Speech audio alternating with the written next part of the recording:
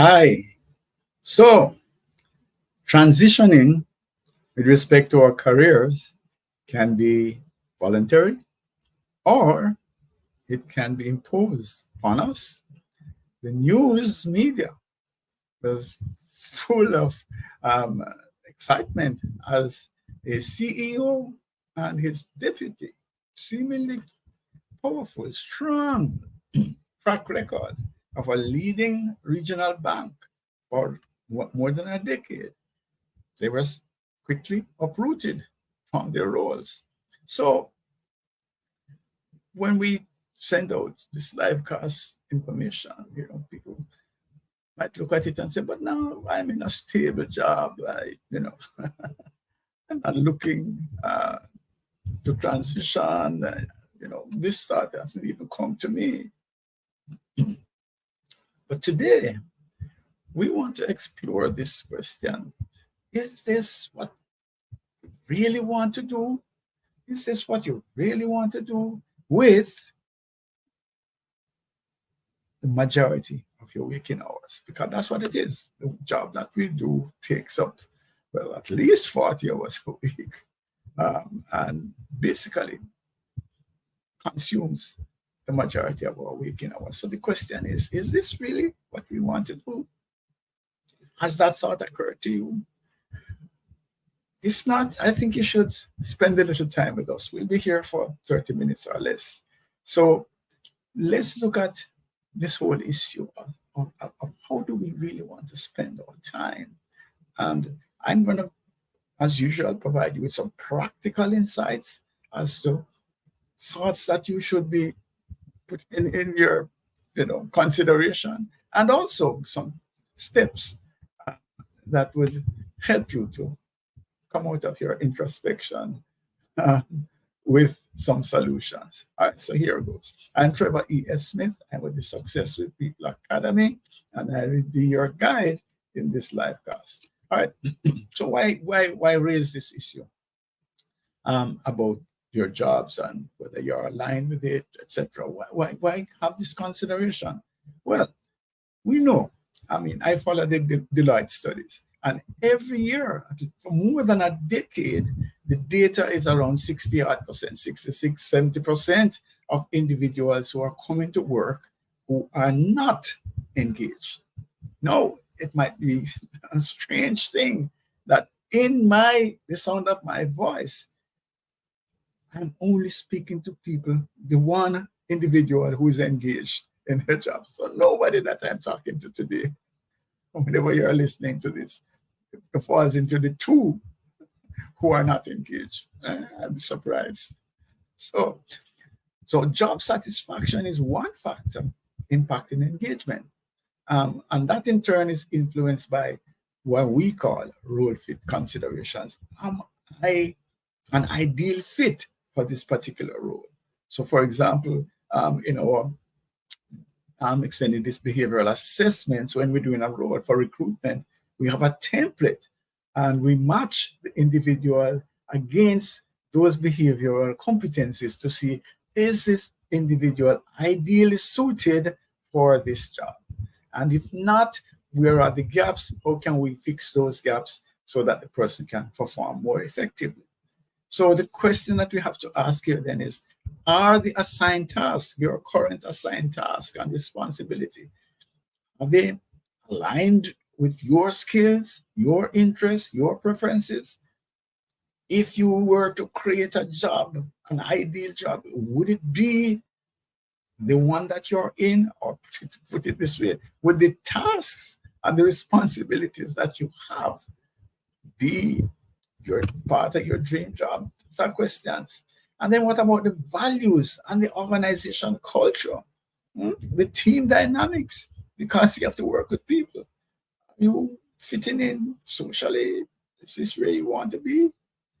So when those elements are aligned, wonderful, that becomes really an area in which you can be fulfilled, you could do wonderfully well in the job, and you can just continue along that career path. But if not, it might be time for you to think as to whether you want to move on. So I have 10 signs of misalignment where the fit is not so right. And I'm just going to run through them quickly. So one of them is passion. Yeah. So when you wake up in the morning, oh, is it, yeah, I'm excited, I'm going to work again, yeah, yeah, yeah. Or is it, oh my gosh, no, yeah. So are you excited? Are you motivated? Or, are you finding, oh my gosh, no, even a simple task that, it's going to take you 10 minutes, you're saying, oh, no. So that's a question. What about the stress? So you might actually be engaged, but engagement level is such that you really are under pressure all the time. You just, the KPIs are there, the targets that were met, you just are on edge all the time. Yeah, I did some work with an organization where everybody was on edge. Everybody was on edge. It was a toxic culture. What about boredom and repetition? Okay, I'm doing the same thing over and over. It's not getting me anywhere. I'm not really there. There can be conflict with your values as well. And this doesn't have to be that the people are, bank robbers or so on. It can just be how they treat employees, how they treat people who, their customers. Yes. So those are things that we have to look at to see what is it. Are they stringing out their receivables so that they don't pay on time? Those are questions that you might want to say, maybe not. I'll give you an insight. Okay, so this is a long time ago. I did media advertising, tracking, to see advertising spend with organizations. So I went to an organization, pristine. I mean, this organization identified themselves as being the guardians of ethics. So I had my report, actual live report, that I was there with the manager, the CEO, and the marketing manager. And I gave the document to show, here is a current monthly report to show you the different spend in the financial sector. And the CEO took this document and he poured over it and he poured. And I could see his marketing manager squirming, and of course, I didn't buy it because he got the information he wanted. And so I personally have never respected that individual anymore. Until he was at school ahead of me and I thought, yeah, but no. So that's what I'm talking about. It's that kind of situation. If you are in those kinds of uncomfortable situations, is it time for you to move on, or are you going to stay there and suffer the discomfort? Then there's the situation where you look at it and all the possibilities, maybe it's a small entity, maybe it's a family business, and there's just no room for growth, the people that are ahead of you are young and have more degrees than you. So maybe that's another area. What about the facilitation of your development now? Is there training available? Are you being coached, and do you have the opportunity to learn new skills, or are you just stagnant? It's another area that you have to look at to see whether you are out of place. What about the relationships? We come back down to this. Suppose the dialogue, the things that the people talk about are just so far from you. The language that they use, it's just not part of who you are, and you just can't connect. Or maybe they don't understand behavioral styles, and so the way that they're giving you information or feedback or giving you instructions, it's just not the way that you want it, and they're not hearing you in the way that you want to be heard. Maybe it's again time for, you have done all the flexing that you can do, but it's just not happening. And then you find procrastination. Every little thing that you have to do, you kind of put it off. And it's either because it's not engaging, or it could genuinely be that it requires some skill sets that you really don't have. But guess what? You don't really feel that these skills are important for you to go and try and develop them. So you're not willing to stretch. But every time, oh my gosh, I don't remember how to do this. I don't know how. And you have to go through those struggles. Maybe it's time to look at moving elsewhere. What about your health? That, yeah, you are under this constant stress and, tossing and turning at night, and you don't quite understand it, but you're just not comfortable. Yeah. And then this is really a major indicator. It's the daydreaming here there, your computer, thinking about someone a career. Oh my gosh, I like to be on the high seas. And here I am, struggling in this environment. So maybe that again is another indicator. But let's move on. All right. So, and by the way, please go back and look at these telltale signs. If even one lands, it may be time to take another look. So, why? Because being in an environment in which you're not a good fit could have significant implications. One of them, by the way, is that you just don't perform to the level that you want. And so it could actually end up then that you're going to miss promotions. And your career then might take a fork in the road. Instead of being excited and being the best that you can be, you might find that you are actually not performing at all near the levels that you would want. And then there's a burnout. The struggle. That is part of where the high stress, constant struggling to meet targets, etc., could get to a place where after a while you just can't. You just hit a wall. And so you have to be careful as well that you do not find yourself consistently in that kind of environment. And we talked about the job satisfaction. The key, though, is that if you are in a job and you're not satisfied, you're not feeling empowered, you're not feeling fulfilled, it could spill over into other aspects of your life. So maybe you go home and you're a little not as nice with your family and your friends. Maybe you start to escape and do things that you would normally do that's not that productive.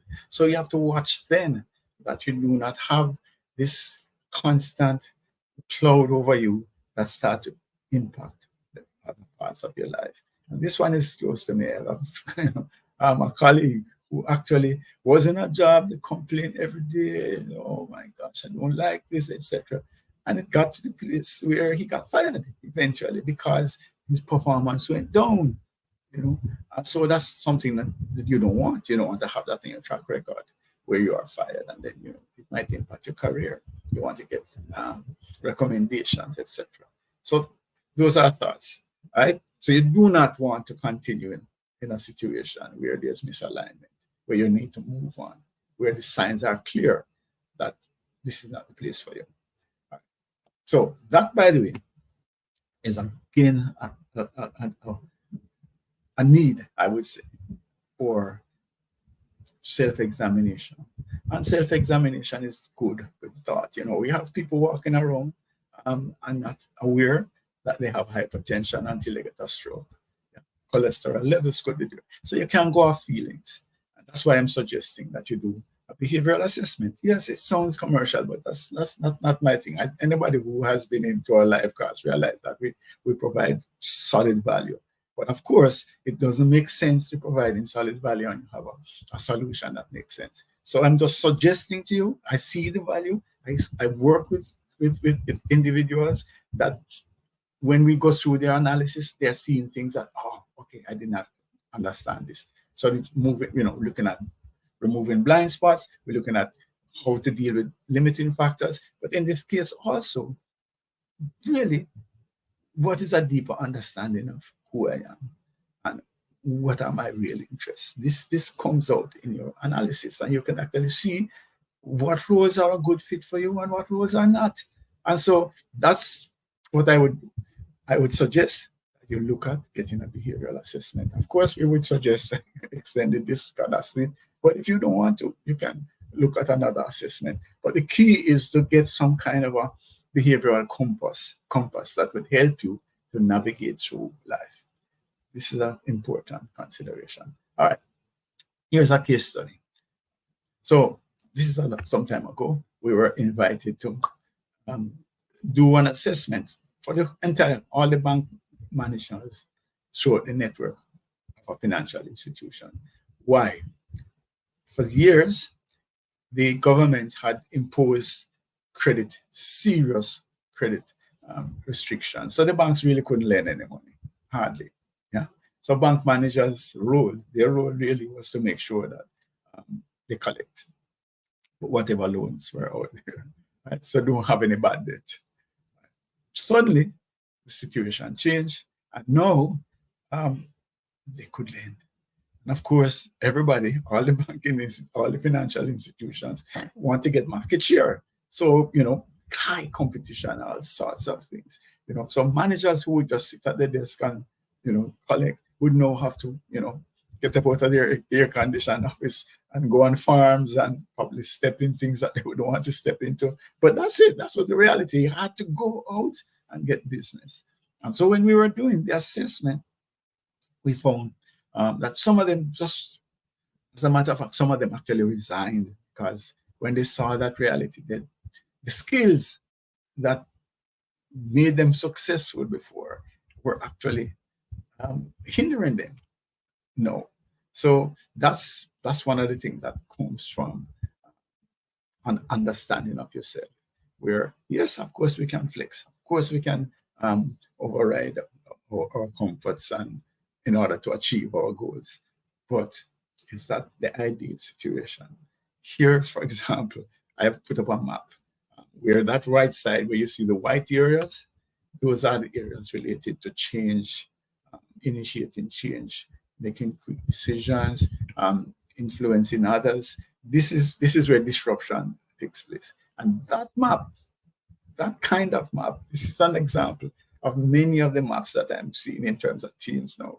Because what happened is that these managers, that level were recruited to in a status quo situation where you could predict what was happening. So basically, they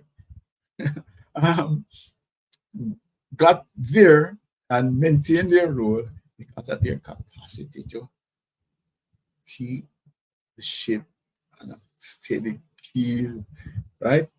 Now, disruption is a desired trait. They just can't find the people. They just can't find the people. Those persons were either fired because they're too disruptive then, or they went on to find new challenges. That's a problem that we're having now. But anyway, that's another matter.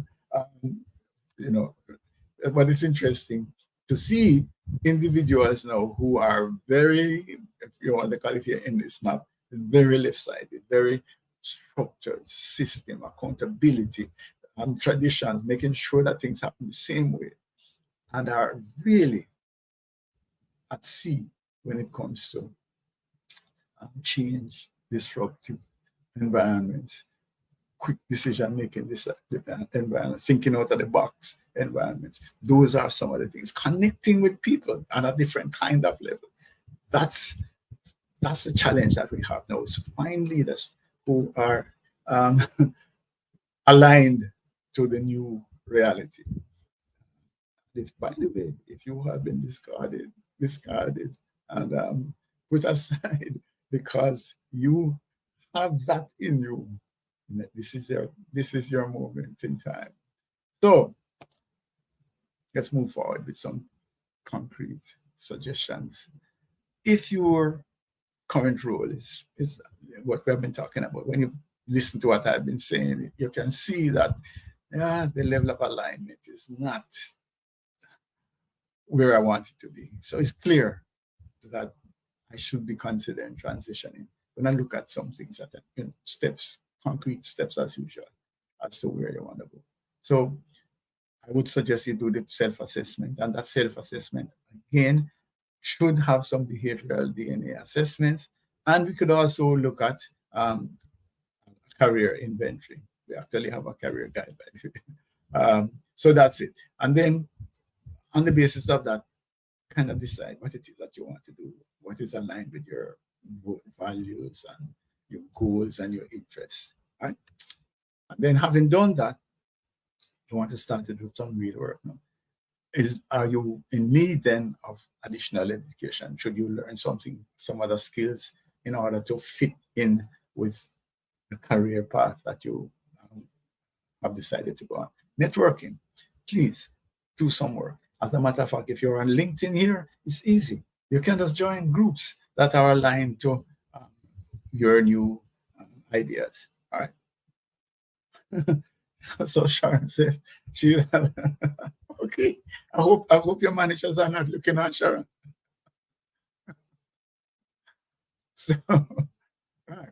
So get into the networking thing. And then also, seriously, and this is where again I would suggest that you do the behavioral assessment. One of them is that you need to look at the skills that you have. You know, do the inventory, look at what it is that you have, and to see which set of skills can be migrated to where you want to go, you know, which skills can be transferred. So that's another area to look at. That's why some kind of an objective diagnostics makes sense. All right. Then, you know, this is part of, I suppose, job hunting 101. So I'm not going to spend a lot of time here, but make sure that you tailor your resume and to the audience, you know, apply to the job. You don't just use a one style fits all thing that you just send around. All right. This one is important. This idea of trying to talk to people. Here again, I just think that LinkedIn is useful. Just ask the person, can we connect? Or you can follow them. Yeah. But many persons, I suppose, yeah, will, if you come across credibly, they will talk to you.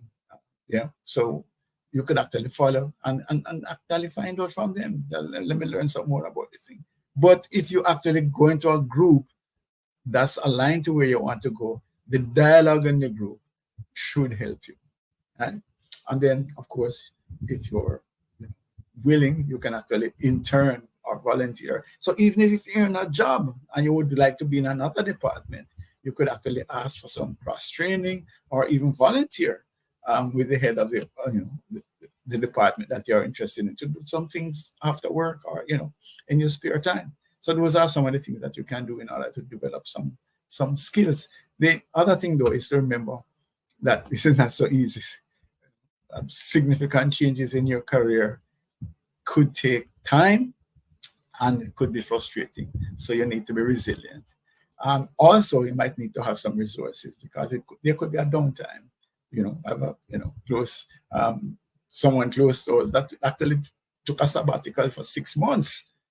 So yeah, you have to be ready in order to make that transition to another newer, better life, right?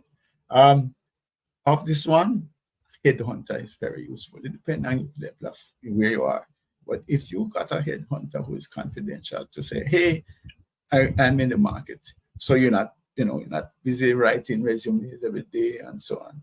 But this individual is looking out for you and could say, well, okay, fine, here's an opportunity that we think is a good fit for you. That's a good way of going about it. It's not time consuming, etc. Right? And then, of course, you're going to keep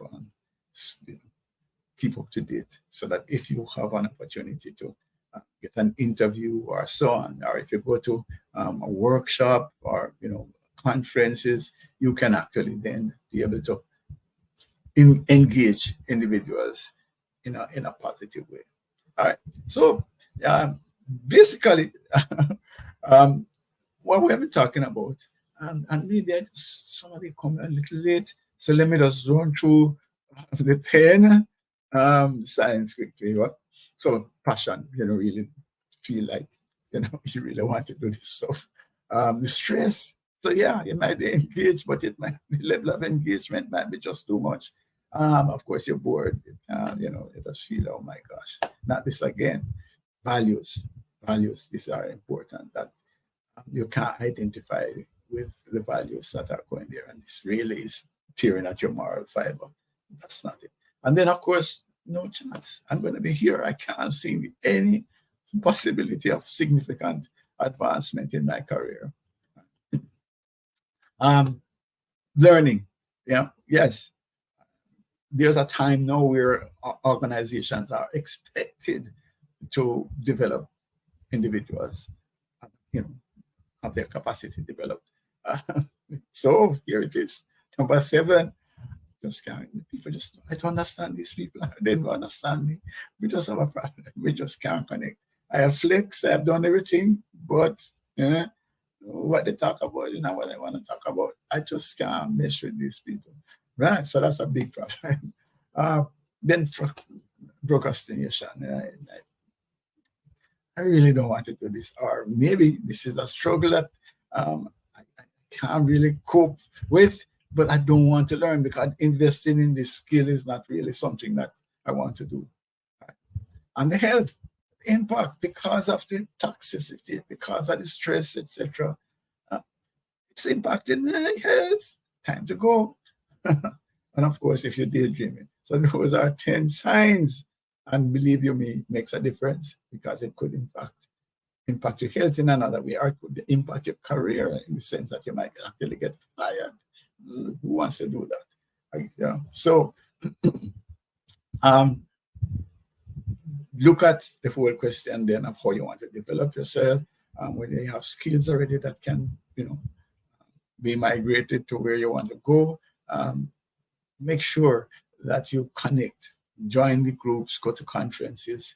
And there's a lot of free stuff like this. These live casts are there that can provide you with insights in the areas that you want to go. So sign up for some of them, sign up for newsletters so that you can get information that you want. Resilience, make sure that you are committed to the task. Make sure that you have some resources because it might be, a period where you are not earning or not earning at the same level. And headhunter for me is a good idea. And of course, you want to keep going at it. So those are thoughts that I wanted to share. Bottom line to me is that the engagement, the low employee engagement figure doesn't go away. And as I said, I'd be shocked if of the 2 of the 3 persons who are not engaged at work, none of those 2 are listening to me. So I suspect that somebody here is part of that too. And it's not just the one who are fully engaged. All right? I don't think you'll be here then. So the personal introspection is good, but I think you should do some behavioral assessment, get some diagnostics. All right? So don't be walking around with high blood pressure and don't know. And so you can get clarity as to the role. Right? Okay. That's a suggestion that I would do. What next? Usually we have a what next, which is I would suggest that again you review the transitioning tips. So even if you don't have an immediate plan, remember I said at the very outset that 2 highly respected managers at the top of a regional bank suddenly got moved off. Right? Track record, excellent, profitability, all of those things, but they are no longer there. That's something that we have to look at. In which case, where do you land then? It's good every now and then to stop to think, what else could I be doing? Or what else would I want to be doing? And of course, if you want to, as I suggest, get this behavioral DNA assessment so that it helps your introspection, just send us an email at info@successfulpeople.org, or you can send me WhatsApp directly. It's 765356677. Yeah, that's it. By the way, these live casts are available on YouTube, youtube.com/extended disc solution, extended disc solutions. Yeah, you can see all of them there if you miss them. And who are we? We are the Success with People Academy, which is a division of the InfoServe Group, and we are SHRM recertification provider. What does that mean? It means that any training that we do, we can provide certification, professional development credits that can be applied to SHRM CP or SHRM SCP recertification. In plain English, it means that we operate at high levels of international standards, right, in terms of what it is that we do. And we deploy our discerning model of communication and leadership. And we actually provide these granular behavioral DNA assessment from Extended Disk on the Revolutionary Things platform. Give us a shout. No commitment. Send me a WhatsApp 876-535-6677, or you can send an email to info@successwithpeople.org. See you next week.